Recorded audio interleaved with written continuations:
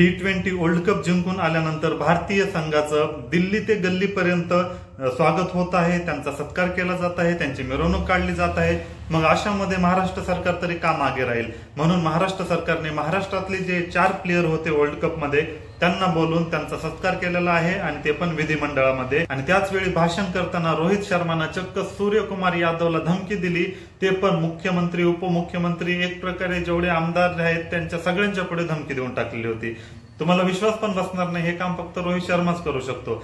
नक्की काय किस्सा आहे समजून सांगतो। T20 वर्ल्ड कप जिंकल्यानंतर त्यांना खूप जास्त बक्षिसं दिली गेली आहेत, मिरवणूक काढलेल्या आहेत आणि दिल्ली ते गल्लीपर्यंत त्यांचं सेलिब्रेशन झालेलं आहे, आपल्याला सगळ्याला माहित आहे। यामध्ये महाराष्ट्र सरकार तरी कसं काय मागे पडेल? जे आपल्या महाराष्ट्रातले 4 प्लेयर होते त्यांचा सत्कार करण्याचं त्यांनी ठरवलं। यासाठी आमदार प्रताप सरनाईकांनी एक प्रस्ताव मांडला आणि राहुल नार्वेकरने जेव्हा तो मंजूर केला तेव्हा त्यांचं महाराष्ट्रातील प्लेयरचा सत्कार करायचं ठरवलं आणि यासाठी रोहित शर्मा, सूर्यकुमार यादव, शिवम दुबे आणि यशस्वी जयस्वालला बोलवून घेतलं।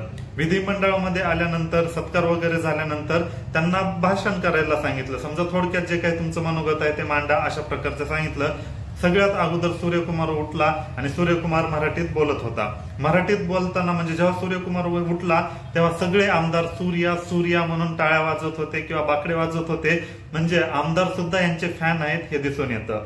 जेव्हा सूर्यानं मराठीमध्ये भाषणाला सुरुवात केली तेव्हा पण जल्लोष करण्यात आला आणि नंतर सूर्याला विचारलं की तू ती कॅच कशी घेतलीस, तेव्हा सूर्यानं ऍक्टिंग पण करून दाखवली की मी अशा टाईपची कॅच घेतली म्हणून। आणि जेव्हा विचारलं की म्हणजे नक्की कशी बसली तेव्हा विचार काय करत होता, तेव्हा सूर्यानं सांगितलं की माहित नाही परंतु फक्त हातामध्ये बसली, एवढंच तो बोलला। आणि भाषण थांबवण्यापूर्वी सूर्यकुमार यादवनं स्पेशली मुंबई पोलीसचे आभार मानले आणि तो क्षण मी कधीच विसरणार नाही। आणि मुंबई पोलिसांनी जी अरेंजमेंट केली होती ती काबिले तारीफ होती किंवा त्याची आपण स्तुतीच करू शकत नाही अशा प्रकारचा तो बोलला। आणि नंतर जय महाराष्ट्र करून त्यानं भाषण संपवलं आणि त्याच्यानंतर आला भाषणाला रोहित शर्मा। रोहित शर्मा तर तुम्हाला माहित आहे की किती हसी मजाक करत राहतो, नेहमीच मजाकच्या मूड मध्ये असतो, कधीच तो सिरियस आपल्याला दिसत नाही। आणि काल विधिमंडळामध्ये पण तसंच झालं। रोहित शर्माने आपलं मनोगत मांडल्यानंतर थोडंसं बोलला आणि नंतर जाणून बुजून सूर्यकुमारवर त्यानं एक मजाक केला किंवा टॉन्ट मारला।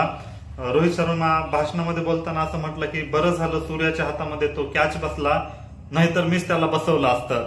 असं जेव्हा बोलला तेव्हा सगळेच मुख्यमंत्री उपमुख्यमंत्री सगळेच हसायला लागले होते आणि खास करून देवेंद्र फडणवीस मनातून खळखळून हसले।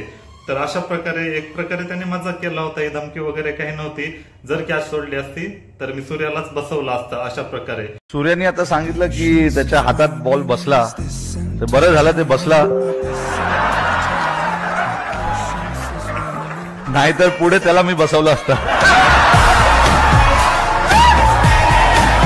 त्यानंतर अजितदादांनी पण एक किस्सा सांगितला की यशस्वी जयस्वाल म्हणत होता की मला भाषण नाही करता येत किंवा मी नाही करणार, तर अजितदादांनी त्यांना एक युक्ती सांगितली, तू काही नाही तिथं नमस्कार आणि जय महाराष्ट्र करून ये, एवढं जरी बोललास तरी बस झालं, अशा प्रकारची युक्ती सांगितली।